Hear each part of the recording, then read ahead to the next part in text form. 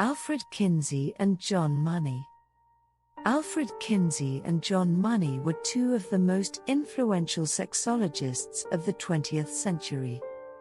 Their research on human sexuality helped to shape our modern understanding of sex and gender. Both Kinsey and Money were highly contested individuals.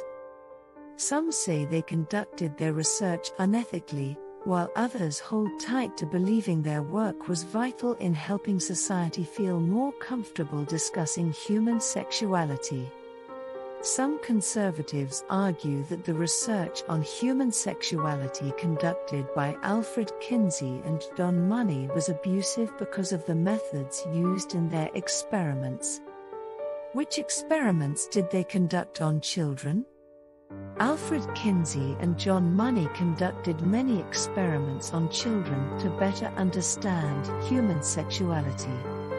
Some of their more famous experiments included exposing children to various forms of sexual stimuli, measuring their reactions, as well as surgically altering the genitals of some infants and monitoring their development. While their work was controversial, it helped to pave the way for future research in this field. What were the names of the two boys? The two boys who were the subjects of some of Kinsey and Money's experiments were named David Reimer and Bruce Reimer. David Reimer was born as a boy but was surgically altered to look like a girl after a botched circumcision. He was raised as a girl but reverted to living as a boy later in life. Bruce Reimer was also born as a boy but became the subject of one of Kinsey's experiments in which he was exposed to female hormones and then castrated. He, too, eventually reverted to living as a boy.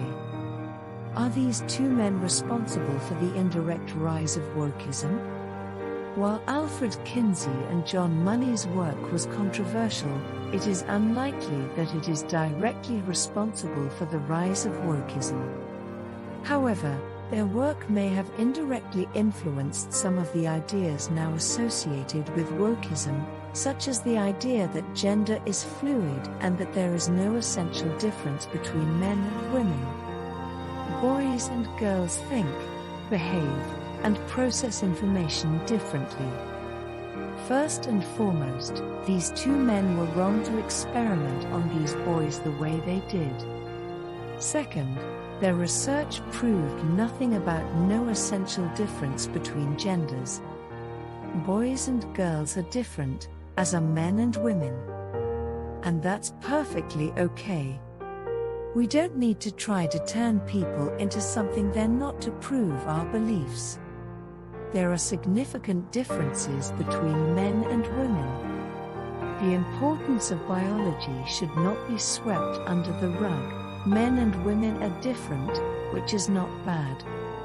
Instead, we play off of each other's strengths, creating a more well-rounded individual than if we were to try going at life alone.